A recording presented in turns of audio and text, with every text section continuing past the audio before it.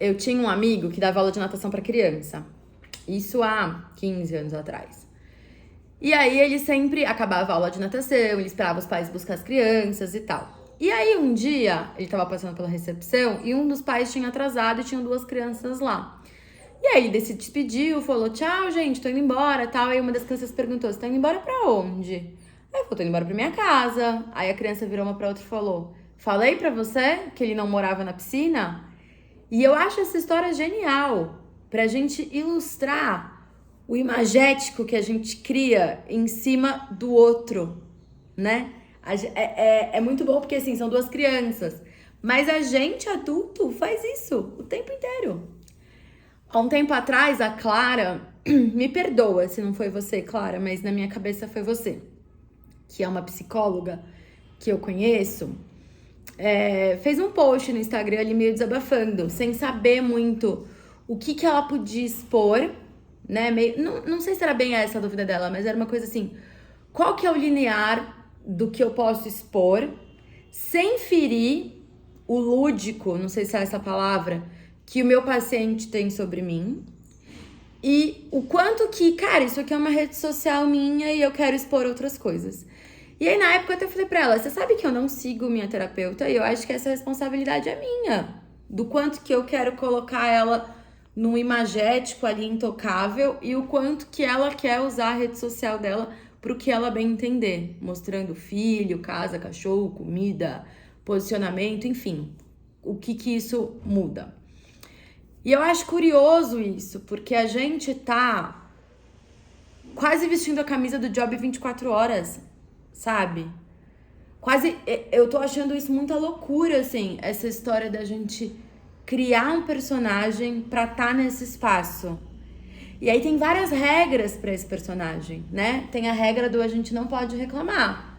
A gente tem que mostrar que tudo bem a gente trabalhar 18 horas por dia.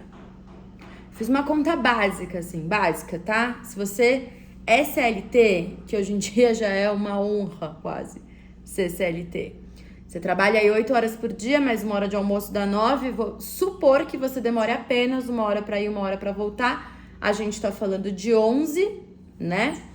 Aí a gente vai colocar 3 horas aí no seu dia que você gasta entre tomar banho, se preparar e tal. São 14. Mais 8 de sono, são 22. Sobram 2 horas do seu dia. Pra você supostamente trabalhar depois do trabalho. Pra você estudar, pra você se atualizar, pra você, enfim. 2 horas. E é claro que tem um monte de coisa que tá nessa conta, né?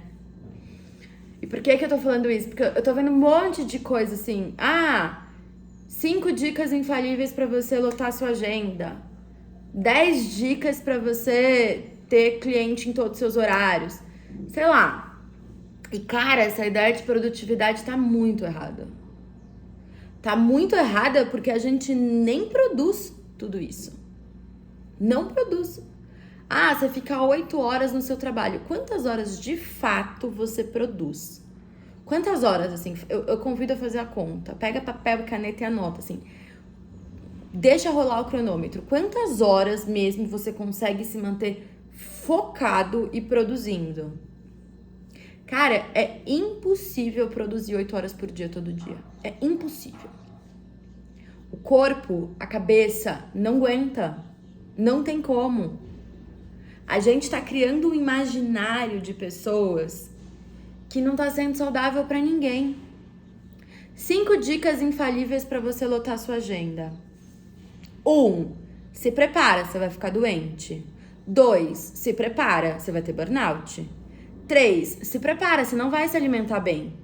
4, se prepara para não dormir. 5, pode complementar com o que você pensou.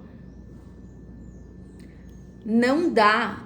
Estão vendendo pra gente esse paranauê de produtividade, de trabalho com quem ama.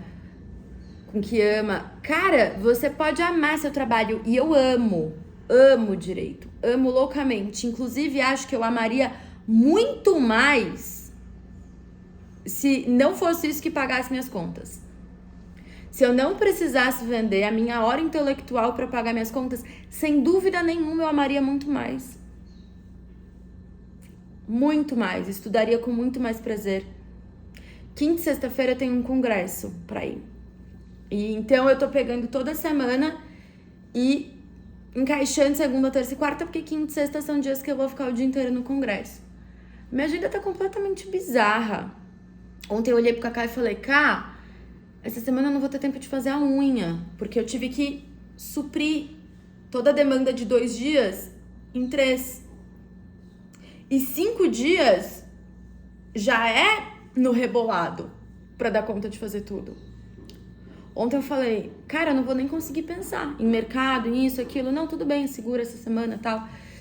Eu organizo as coisas aqui, a gente vai se ajudando, a gente vai dividindo. E tenho ajuda em casa. Tem uma moça que vem em casa e me ajuda, A gente comprou muito errado esse discurso, cara. O discurso da casa impecável. E a gente tá esquecendo que esse discurso é completamente escravocrata. A casa só ficava impecável porque tinha escravo. Não dá. É humanamente impossível você manter o cabelo impecável, a casa impecável, a alimentação impecável, exercício impecável, trabalho impecável. Impecável é uma palavra que nem tinha que ter no nosso vocabulário. Não tem como, a conta não fecha. Toda vez que eu decido me expor no Instagram e que eu falo sobre minha relação com o WhatsApp, que eu divido aqui, pra mim é sempre conflituoso. É sempre assim, cara, isso aqui, né, não esse canal específico do Fofoca na Copa, mas tem o Natália de Campos aqui no YouTube, tem um tanto de conteúdo que eu produzo, também é pra prospecção de cliente. E como que o cliente vai me enxergar? Quando eu tô dividindo minhas vulnerabilidades e tô dizendo, não dá. Não dá pra responder o WhatsApp o dia inteiro. Não dá pra responder e-mail o dia todo. Não dá pra trocar isso na velocidade que você espera de mim. E isso é um exercício pra mim também. Semana passada eu mandei mensagem pra 3 farmácias que eu precisava manipular uma medicação. E eu fiquei, nossa, eles estão demorando pra me responder, né? Aí depois eu pensei, cara, é uma pessoa que responde. Uma pessoa que vai olhar essa receita e vai me falar quanto tempo demora e tal. Eu tô ficando tão acostumada a uma lógica Amazon, Mercado Livre, de que eu compro 10 da noite e amanhã chega.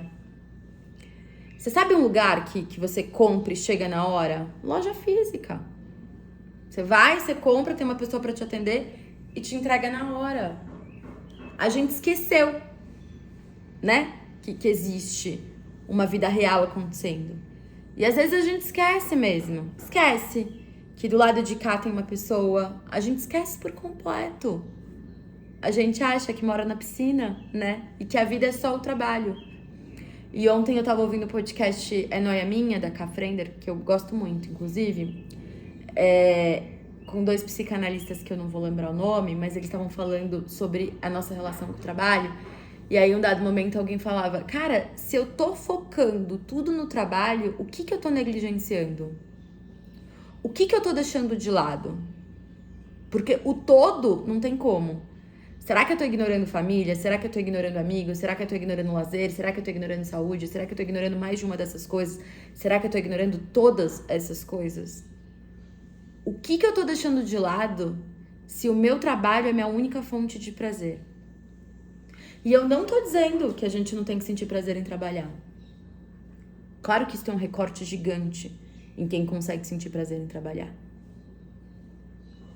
Eu tô dizendo que essa não pode ser nossa única fonte de prazer. Não dá. Até porque você é muito mais do que sua profissão. A gente tem essa ideia maluca de, antes de falar oi pras pessoas, a gente pergunta, o que você faz? E aí eu respondo, sou advogada. Não, eu faço um monte de coisa. Um monte de coisa, um monte. Ser advogada é uma das coisas que eu faço. Mas eu sou um montão de outras coisas. E aí eu entro nesse conflito de como que a gente usa essa rede social. Essa eu tô dizendo Instagram e afins. A gente usa com uma métrica do que a gente pode humanizar E aí tem o Fofoca na Copa que eu falo disso, né? A gente tá preparado pra consumir o outro sem filtro? Já faz alguns meses que eu decidi não usar o filtro. E talvez também por isso, eu tenha tirado o Fofoca na Copa do Instagram. Não sei se foi por isso. Mas será que eu tô pronta pra lidar com a minha imagem sempre sem filtro? Numa rede em que tá todo mundo sempre tão impecável? Em que as pessoas estão falando sobre capital visual como se a gente fosse só uma frente. Hoje uma aluna postou, né? Colocou assim, nossa, como diz a Nath, quando vem coquinha é porque o bicho pega. Porque é verdade. Na hora que o bicho tá pegando aqui, ó, como vai pegar o resto da semana, é no coquinho que eu me seguro. Vamos pensar sobre isso? Onde que a gente quer chegar com essa agenda tão lotada? Será que não é o inverso? Será que a gente não tem que começar a discutir outras coisas? Vamos pensar. Tô aqui pra gente pensar junto. Bom dia pra vocês.